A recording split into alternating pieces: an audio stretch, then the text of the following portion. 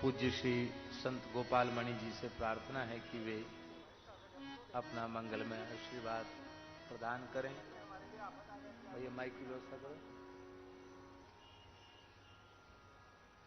श्री राम जय राम जय जय राम, श्री राम जय राम जय जय राम, श्री राम जय राम जय जय राम, श्री राम जय राम जय जय राम, श्री राम जय राम जय जय राम, श्री राम जय राम जय जय राम।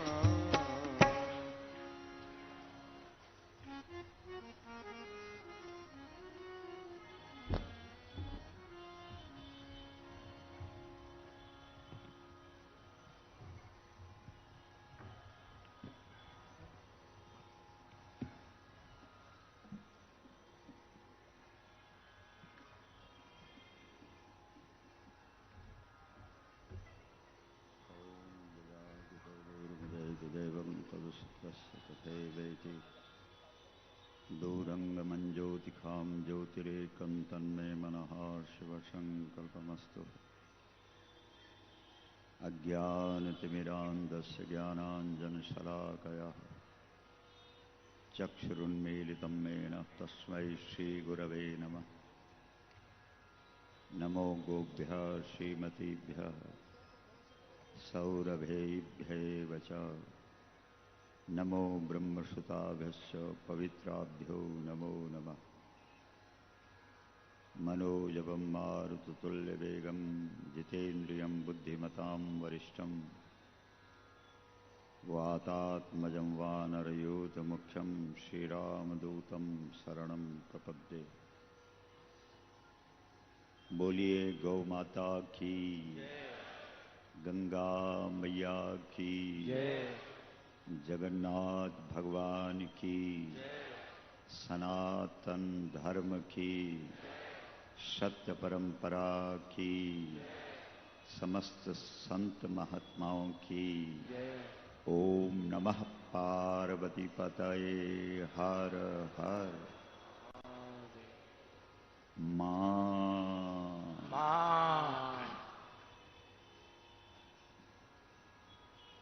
व्यासपीठ पर विराजमान परम पूज्य स्वामी श्री राजेंद्र दास जी महाराज, आपको बार बार वंदन करते हुए इस मंच पर उपस्थित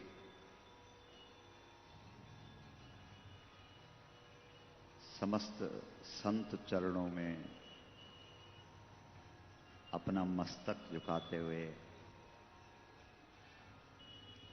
यहाँ पर दूर दूर क्षेत्रों से आए हुए सभी गौ भक्त तथा हमारे भाई बहन, महाराज जी का यहाँ पर ये दिव्य गौ महोत्सव चल रहा है, इसकी सूचना हमको भी थी।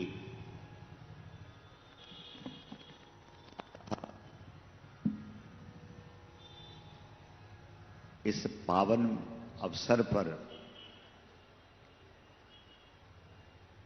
हमको भी थोड़ी सी इस महोत्सव में उपस्थित होने का सौभाग्य प्राप्त हो रहा है। हम महाराज जी तो बहुत विस्तार से गौ की महिमा सुनाते हैं,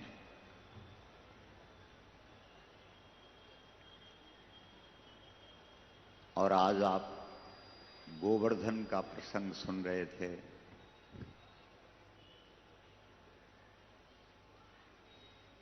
भगवान श्री कृष्ण का एक ही मुद्दा था और वो मुद्दा था गोवर्धन। लोगों के अलग अलग मुद्दे होते हैं, कृष्ण का एक ही मुद्दा था। और वो मुद्दा है गोवर्धन। और गोवर्धन का सीधा अर्थ करोगे तो गौ को बढ़ाना है, बस। वर्धन का अर्थ बढ़ाना है। और पूरे 120 वर्ष तक श्री कृष्ण ने गाय के लिए ही काम किया। भगवान श्री कृष्ण की जिस लीला को भी आप देखेंगे उसमें गौ की ही महिमा दिखाई देगी। और ये गाय के कार्य में श्री कृष्ण 5वें दिन से लग गए थे। जो बच्चा होता है, संपूर्ण शक्ति परमात्मा उसकी जिह्वा में डाल देता है।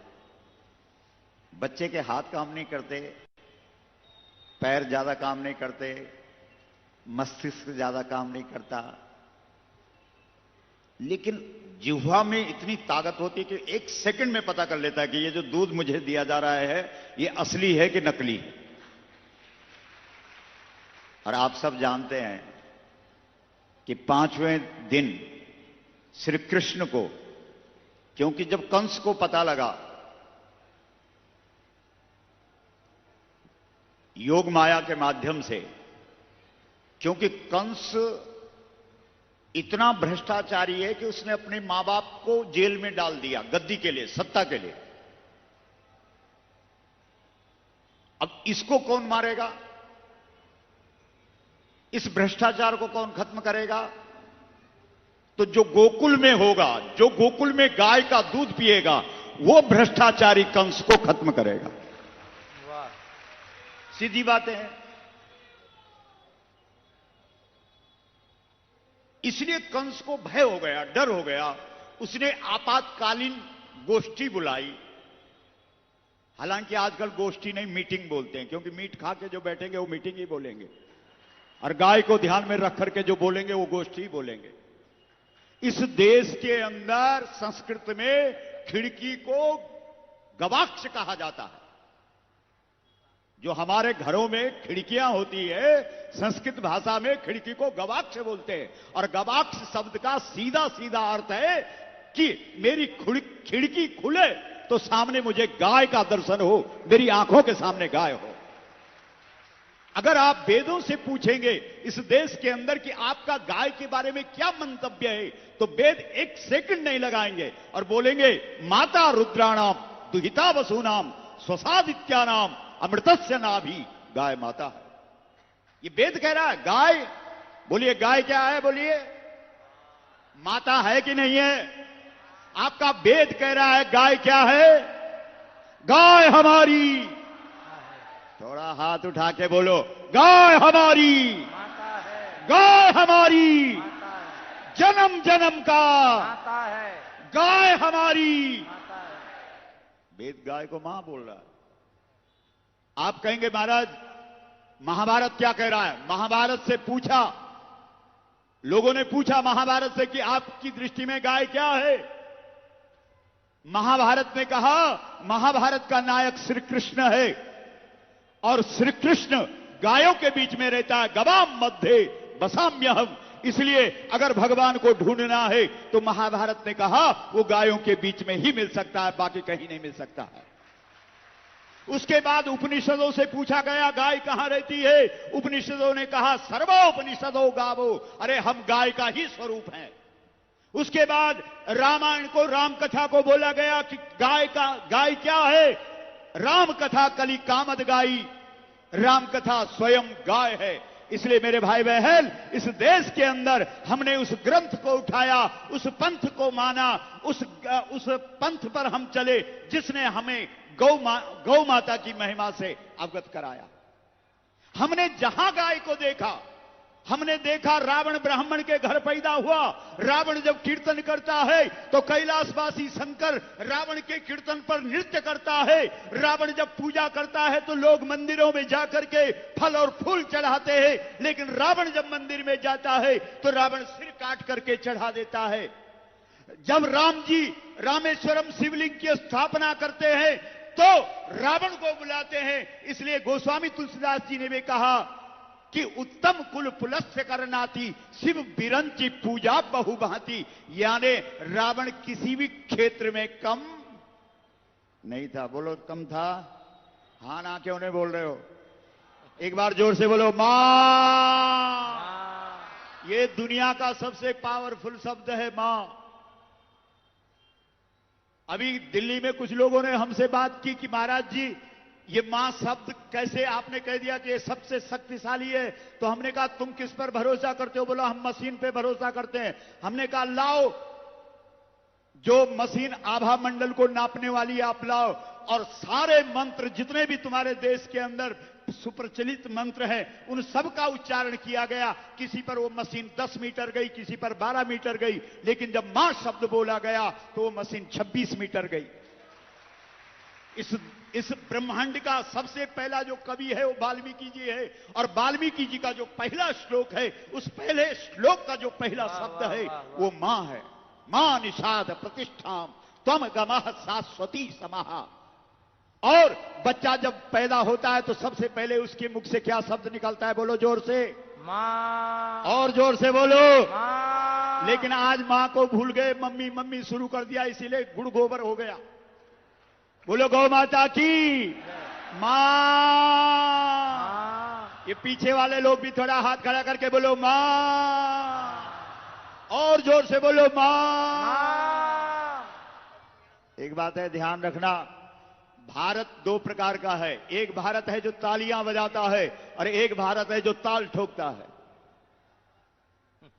आप पूछ लो महाराज जी से। महाभारत में भारत के दो रूप दिखाए हैं। भारत माने अर्जुन, भारत माने भारत, भारत यानी भारत। ये भारत जिसमें आप बैठे हैं, तो ये भारत तालियां कब तक बजाता है? बोलो, अब चुप क्यों हो गए? सब कुछ हमसे ही बुलवाओगे, सब हमारा ही गला दबाएं। बोलिए, तालियां कब बजा रहा है भारत? जब उसका पुरुषत्व खत्म हो गया है। और जब राजा विराट की गौशाला में गायों पर आक्रमण किया गया और गौओं ने यह शब्द बोला, कौन सा शब्द बोला? जोर से बोलो मां। थोड़ा हाथ खड़ा करके बोलो मां। और इस शब्द ने उसका पौरुषत्व जगा दिया। उस भारत का जो तालियां बजा रहा था वो ताल ठोकने के लिए खड़ा हो गया। ये महाभारत बोल रहा, हम नहीं बोल रहे हैं। बहुत ध्यान दीजिए। अब आप ये बताओ कि गाय क्या है? गाय के साथ हमारा संबंध क्या है? हाथ खड़ा करके बोलो, गाय क्या है? गाय क्या है? आप गाय को क्या बोलते? आपका वेद गाय को क्या बोलता? आपके पुराण गाय को क्या बोलते? आपके उपनिषद गाय को क्या बोलते? आपका महाभारत गाय को क्या बोलता? आपका रामायण महाभारत जितने भी सदग्रंथ हैं, जितने भी, वो सारे के सारे गाय को क्या बोलते? और तुम्हारी भारत सरकार गाय को क्या बोलती? अरे मां बोल देती, झगड़ा किस बात का था? बोलो, गलत मत बोलो। इस देश के अंदर ना, बोलो रामचंद्र भगवान की, कृष्णचंद्र महाराज की, जगन्नाथ भगवान की, रावण महाराज की। देख लो महाराज, जिसकी मर्जी जय बुलवा दो। यहां तो थोक में जय है।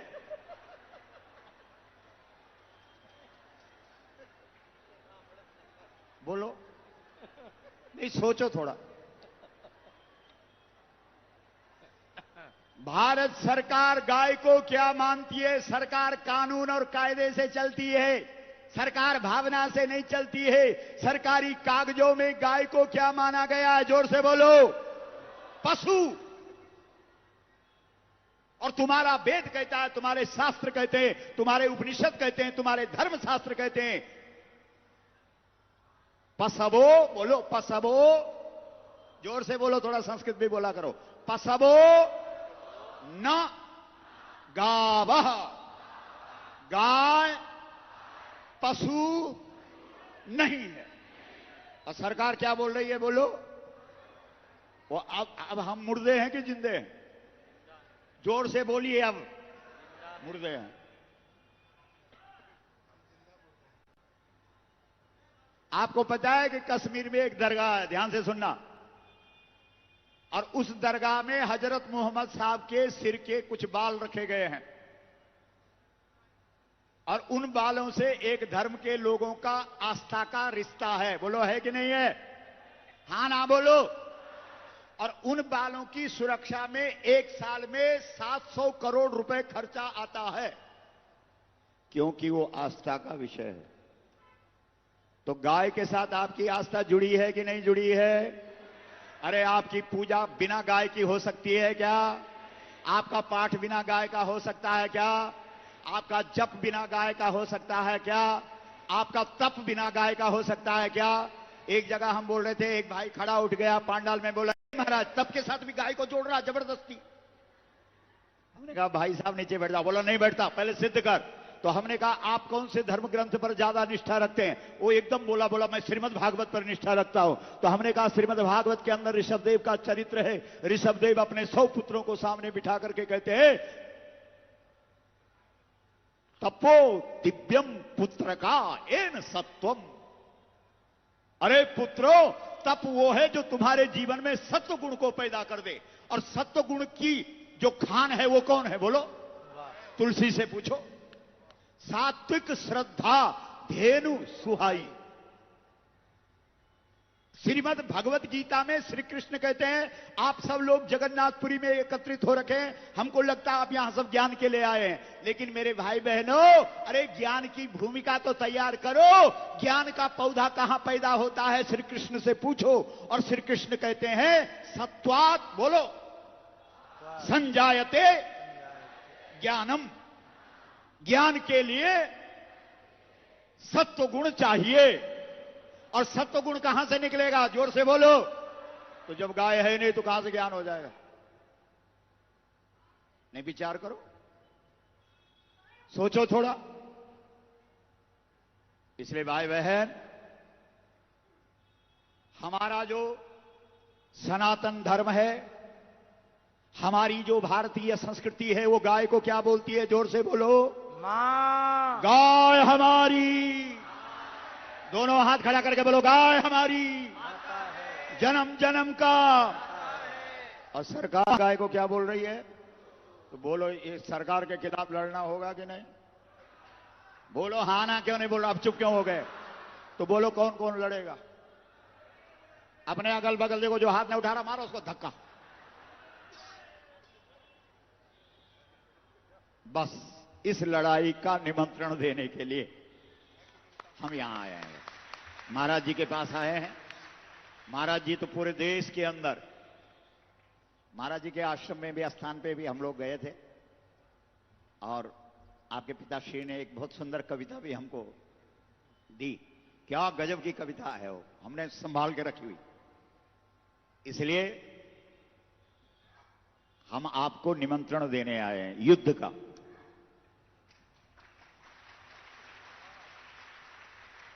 बेटा बेटी के विवाह में आने का निमंत्रण कई लोगों ने दिया होगा। भागवत कथा और राम कथा में आने का निमंत्रण कई लोगों ने दिया होगा, क्षमा करना। लेकिन हम आपको युद्ध का, क्योंकि धर्म, बोलो धर्म, जोर से बोलो धर्म, क्षेत्रे धर्म गुफा के अंदर बैठना नहीं है, बोलो मैदान में उतरना है, युद्ध करना है। अर्जुन ने बोला, महाराज जी मैं गंगोत्री एक गुफा मैंने देख रखी है, वहां जाके साधना करूंगा। ये लड़ाई झगड़ा मेरे बस का नहीं, बाप दादा सामने खड़े हैं, मैं इनको नहीं मारूंगा। श्री कृष्ण ने 4 थप्पड़ मारे। बोला तू धर्म की परिभाषा नहीं जानता। धर्म आंख बंद करके कोई धर्म की रक्षा नहीं कर सकता। जिनकी आंखें बंद है उनकी आंखें खोल दो, तब धर्म की रक्षा होगी। इसलिए भाई बहन, एकदम हृदय से हम सीधी सीधी बात करने, कोई प्रवचन नहीं। कोई हमारे अग्रवाल साहब बोल रहे थे, बोला गुरुजी आपका भी भाषण होना है। तो हमको बड़ी हंसी आई। हमने कहा ठीक है, भाषण तो नहीं, हम चर्चा जरूर करेंगे। बोलो गौ माता की जय। जरा जोर से बोलो मां, और जोर से बोलो मां। अब ध्यान से सुनो, बहुत संक्षिप्त में, क्योंकि मुझे मालूम है समय हो गया है। बहुत ध्यान से सुनना। जो जिनकी प्रतिष्ठा है, और हमारे यहां प्रतिष्ठा गाय से जुड़ी हुई है, गावः प्रतिष्ठा भूतानां, गाय को हमारे यहां गायत्री कहा गया है। गायत्री मंत्र गाय का मंत्र है। बहुत ध्यान दीजिए। तो हमारे यहां गाय की प्रतिष्ठा है। और श्रीमद् भगवत गीता में श्री कृष्ण कहते हैं संभावितस्य चा कीर्ति मरणादतिरिच्यते। जिसकी प्रतिष्ठा है उसका अपमान कर दो, वही उसकी मृत्यु है। बोलो है कि नहीं है? बात सही है कि गलत है? हाथ खड़ा करके बोलिए। तो गाय को माता मानना उसका सम्मान है कि नहीं है? और गाय को पशु मानना उसका अपमान है कि नहीं है? तो अगर सरकार गाय को पशु मान रही है तो उसी दिन गौ की हत्या हो गई। इसलिए ये मत सोचना कि महाराज बोलते हैं। 337 इस देश के अंदर गौशालाएं चल रही है, 337। लेकिन जब हम अकेले में बैठते हैं तो हम कहते हैं मरी हुई गाय को हम तृण डाल रहे हैं, क्योंकि गाय उसी दिन मर गई जिस दिन उसका अपमान हुआ। तो बोलो, गाय को जिंदा करना चाहते हो? हाथ खड़ा करके बोलो। तो गाय को जीवित करने के लिए क्या देना पड़ेगा उसको? प्रतिष्ठा, सम्मान। और मुगल काल तक इस देश के अंदर गौ को माता के रूप में सम्मान प्राप्त था। जिस बाबर ने राम मंदिर तोड़ा, वो बाबर अपने बेटे हुमायूं को चिट्ठी लिख करके बोलता है कि अगर हिंदुस्तान में राज करना है, इस देश का नाम भारत है, और मुगलों ने इस देश को हिंदुस्तान बोला और अंग्रेजों ने इस देश को इंडिया बोला। आज भारत की बात नहीं, हिंदुस्तान की बात नहीं, आज मेक इन, बोलते क्यों नहीं हो? मेक इन इंडिया की बात है, भारत की बात नहीं है। और हमें भारत चाहिए, हमें हिंदुस्तान और इंडिया नहीं चाहिए। तो मुगल काल तक ये देश भारत था, और बाबर ने बेटे हुमायूं को कहा कि अगर हिंदुस्तान में राज करना है तो गाय पे छेड़छाड़ मत करना, क्योंकि ये भारत के लोग हर चीज सहन कर सकते हैं, लेकिन गाय पर छेड़छाड़ करने वाले को ये भारतीय लोग कभी सहन नहीं करते। ये बाबर की चिट्ठी है, आज भी इंटरनेट के माध्यम से निकाली जा सकती है। इसलिए मेरे भाई बहन, जब अंग्रेज आए तो अंग्रेजों ने जब देखा कि भारत की समृद्धि का जो मूल कारण है वो गाय है, तो उन्होंने कहा गाय को खत्म करो तो भारत खत्म हो जाएगा। तो गाय को कैसे खत्म करें? इसलिए अंग्रेजों ने कहा पहले भारतीय लोग गाय को माता बोलते हैं, गाय को माता बोलते हैं। सबसे पहले हमको भारत में जाकर के इन भारतीयों के दिल दिमाग में इस बात को स्थापित करना होगा कि गाय पशु है। और अंग्रेज इस कार्य में सफल हो गए, और अंग्रेजों ने पशु समझ करके कत्लखाने खोले, उसमें गायों को काटना शुरू किया, गौमांस खिलाना शुरू किया। और जब इतने से भी उनको चैन नहीं पड़ा तो गौ की चर्बी निकाल करके कारतूसों पर लगाई जाने लगी, और उन कारतूसों को जो खोल चढ़े थे वो गाय के चर्बी के खोल थे, और उनको दांतों से खोला जाता था। बहुत ध्यान दीजिए। और 1857 की क्रांति का मूल कारण गाय थी, मूल कारण गाय थी। और वही उस समय तो अंग्रेजों ने मंगल पांडे को फांसी पर चढ़ा दिया और आंदोलन को दबा दिया गया, लेकिन आखिर वही आंदोलन धीरे धीरे धीरे धीरे फिर से खड़ा हो गया। और वही आंदोलन जो अंग्रेजों के विरोध मंगल पांडे ने शुरू किया था, वही अंग्रेजों भारत छोड़ो इस आंदोलन में परिवर्तित हो गया। और गांधी ने अपने भाषणों में कहा था कि मेरे लिए स्वराज्य से अधिक गौ रक्षा का महत्व है। तो जब 1947 में अंग्रेज इस देश से गए तो सबसे पहला काम इस देश में होना चाहिए था, गौ माता को राष्ट्र माता का सम्मान मिलना चाहिए था। बोलो, मिलना चाहिए था कि नहीं? हाथ खड़ा करके बोलो, क्या मिला? नहीं मिला तो आप क्या कर रहे हैं?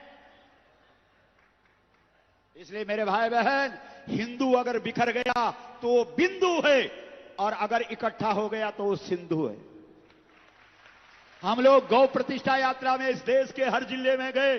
जब देवरिया जिला में गए तो वहां एक जज साहब, अभी भी वो जज हैं, वो हमको भोजन करा रहे थे, और भोजन कराते कराते उनकी आंखों में आंसू आ गए। हमने कहा जज साहब क्या बात हो गई, क्यों आप भावुक हो रहे हैं? जज साहब ने कहा आपने हमें हमारे गुरुजी की याद दिला दी। हमने उनसे पूछा आपके गुरुजी कौन थे? उन्होंने कहा हमारे गुरुजी देवराह बाबा थे।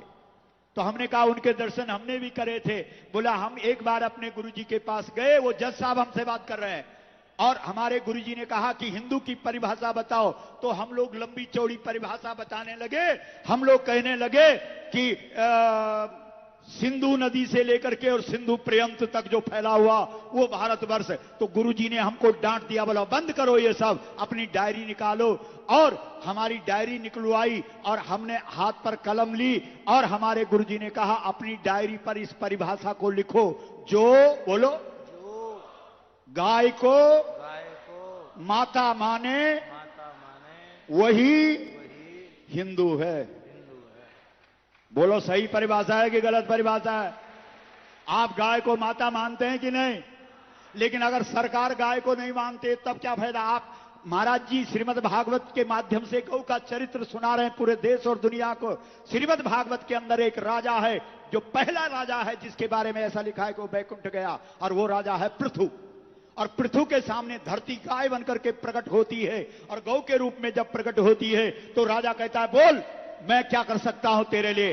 तो गाय कहती है तू मुझे क्या देगा, क्योंकि धर्म मेरे पास है, अर्थ मेरे पास है, काम मेरे पास है और मोक्ष मेरे पास है, तू क्या दे सकता?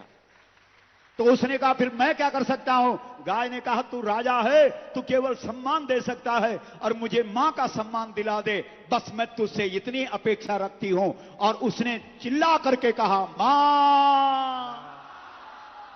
उसने गाय को मां का सम्मान दे दिया।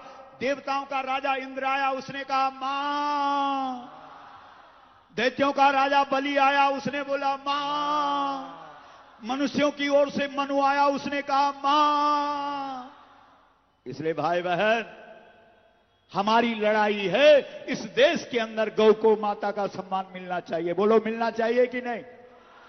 और 80 करोड़ से ज्यादा लोग इस देश के अंदर, वैसे दुनिया में बहुत है, इस देश के अंदर जो गौ को माता मानने वाले लोग हैं, अगर वो 1 मिनट के लिए इकट्ठे हो जाए तो भारत की सरकार की बात छोड़ो, अमेरिका की सरकार भी तुम्हारे आगे घुटना टेकेगी। बोलो है कि नहीं है? लेकिन तुम बिखरे हुए लोग हो। अरे गाय की बात हम लोग करते हैं, लेकिन गाय के अंदर सारे देवताओं का दर्शन कराते हैं। गाय का चित्र लगा होगा, उस पे संपूर्ण देवताओं का तुम्हें दर्शन कराया जा रहा है। इसका मतलब तो समझो, क्योंकि हमारे यहां जो कुछ भी लिखा हुआ है उसका तात्पर्य है, उसका सार है।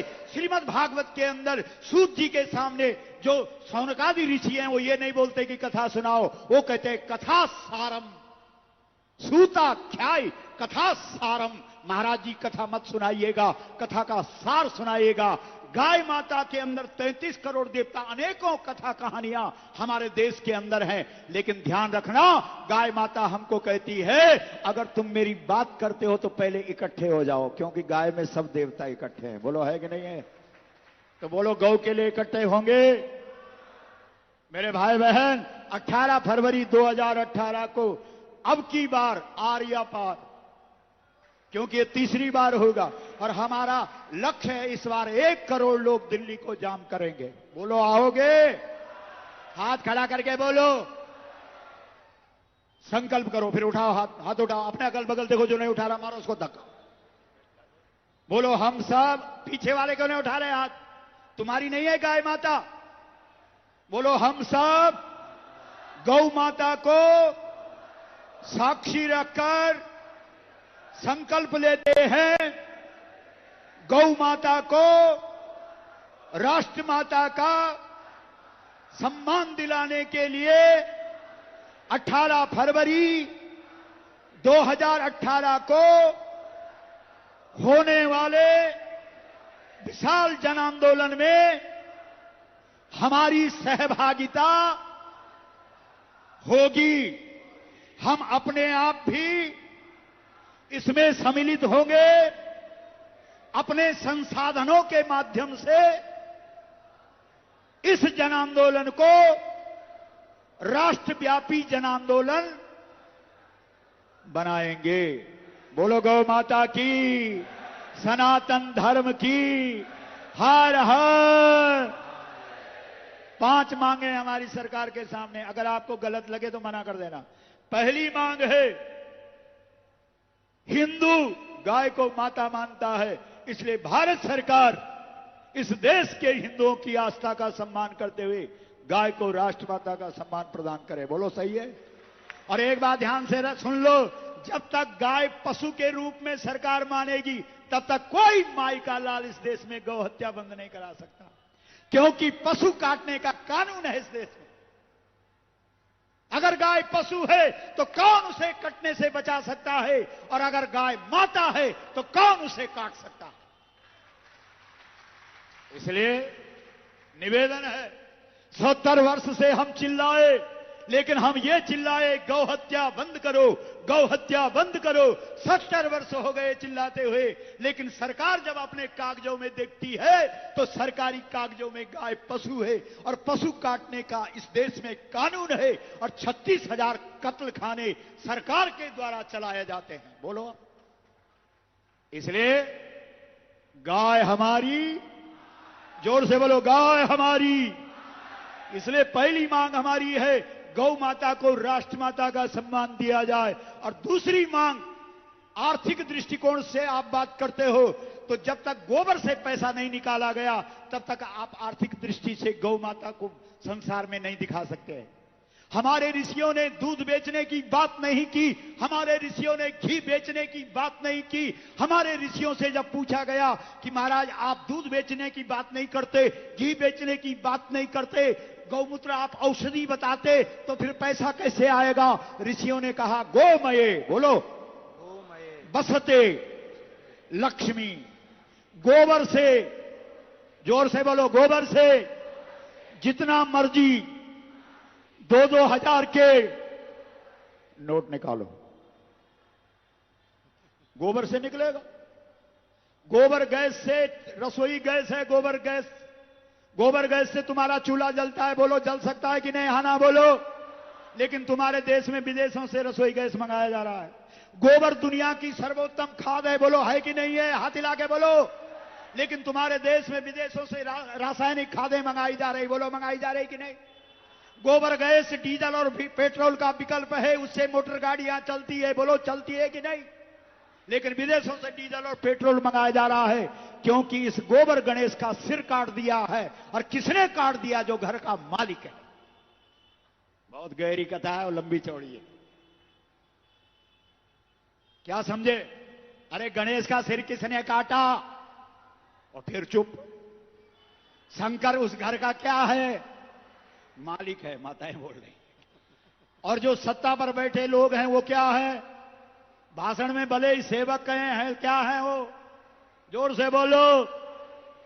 तो इसलिए इस देश के अंदर गोबर गणेश का सिर किसने काटा है? मालिक ने काटा है, यानी गोबर को अनुपयोगी कर दिया है। इसलिए गाय सड़कों में घूम रही है। जिस दिन इस देश के अंदर गोबर उपयोग में आ जाएगा, गोबर गैस से इस देश के चूल्हे जलेंगे, गोबर गैस से इस देश की मोटर गाड़ियां चलेगी, और गोबर की खाद इस देश के खेतों में पड़ेगी, उस दिन इस देश के अंदर लोग दिन में 3 बार गाय की आरती उतारेंगे। बोलो जोर से, मां। इसलिए गाया, बोलो गाया त्री, गायत्री। त्री का अर्थ 3 होता है और गाय का अर्थ गाय होता है। इस देश के लोग गाय की आरती दिन में कितनी बार करते थे? 3 बार। और हमने गाय को कहां छोड़ दिया? गलियों में, सड़कों में, बाजारों में। इसलिए मेरे भाई बहन, हमारी मांग है कि इस देश के अंदर गोबर का उपयोग हो और किसान को गोबर का मूल्य दो। बोलो सही है कि गलत है? अगर सरकार आज रात को 8 बजे ये घोषणा कर दे कि कल से हम हर एक किसान से 10 रुपए किलो गोबर खरीदेंगे, तो 3 दिन के अंदर संपूर्ण भारत की गौएं अगर गांव में न चली गई तो गारंटी है इस बात की। इसलिए भाई बहन, ये हमारी दूसरी मांग है, ये आर्थिक मांग है। तीसरी मांग हमारी सांस्कृतिक मांग है। इस देश के हर बच्चे को गाय का दूध पिलाया जाना चाहिए, क्योंकि गाय के दूध में केवल पौष्टिकता नहीं है, गाय के दूध में संस्कार भी भरा पड़ा। आज का नौजवान संस्कार रहित हो गया। कारण क्या है? क्योंकि उसे गाय का दूध नहीं मिल रहा। अगर इस देश से इस भ्रष्टाचार को खत्म करना है और संस्कार को संपादित करना है, तो गाय का दूध हर बच्चे को बचपन में मिलना चाहिए। यह हमारी मांग है। चौथी मांग हमारी है, इस देश के अंदर गौचरान भूमि गायों के लिए मुक्त होनी चाहिए, क्योंकि भारतीय नस्ल की गाय ही गाय है। बाकी जो विदेशी नस्ल है, गो सदृशः गवया, वो गवया है, उसको हमने, हमारे जो भारतीय नस्ल की गाय है उसका कंधा होता है, उसका गल कंबल होता है, और सबसे बड़ी बात है उसका शब्द होता है, जोर से बोलो, हाथ खड़ा करके बोलो, और वो जब तक चरती नहीं है तब तक सुखी नहीं होती। इसलिए गौचरान भूमि गायों के लिए मुक्त करो। और पांचवी मांग है, गाय हमारी मां है, अगर कोई हमारी मां को मारता है तो उसे मृत्यु दंड का विधान होना चाहिए। बोलो, पांचों मांग सही है कि गलत है? लेकिन बिना युद्ध के कुछ नहीं होता। महाभारत के लिए क्या करना पड़ता है? जोर से बोलो। महाभारत का अर्थ युद्ध भी होता है और महाभारत का अर्थ महान भारत भी होता है। इसलिए अगर भारत को महान बनाना चाहते हो और गौ माता को इस देश में प्रतिष्ठा दिलाना चाहते हो तो उसके लिए महाभारत करना ही पड़ेगा। बोलो गौ माता की। तो तैयार हो सब? बस इतनी बात है। महाराज जी का बहुत, व्यासपीठ को बहुत बहुत प्रणाम। संत महात्मा, ऐसी ऐसी दिव्य मूर्तियां, जब हम गौ प्रतिष्ठा यात्रा में महाराज जी राजस्थान से, महाराज जी जितने यहां पर संत महात्मा, आपका आशीर्वाद चाहिए। और 1 करोड़ लोग दिल्ली में खड़े कर दो, वैसे ही गौ माता राष्ट्र माता हो जाएगी। बस 18 फरवरी 2000, जोर से बोलो, 2018। बस यही निवेदन है। हमने थोड़ा समय लगता ज्यादा ही ले लिया। महाराज जी को प्रणाम। सब संत महात्माओं के चरणों में अपना शीश रखते हुए आप सब भाई बहन का बहुत बहुत स्वागत है। आप बड़े तन्मयता से इस गौ भागवत कथा का यहां पर श्रवण कर रहे हैं। आपका बहुत बहुत धन्यवाद देते हुए, आयोजकों का भी बहुत धन्यवाद करते हुए अपनी वाणी को विराम। बोलो गौ माता की, गंगा मैया की, यमुना मैया की, बद्री विशाल भगवान की, नारायण भगवान की, जगन्नाथ बाबा की। एक भाई हमको कह रहा है कि जगन्नाथ के हाथ कहां गए? हमने कहा तेरे को मिले हुए।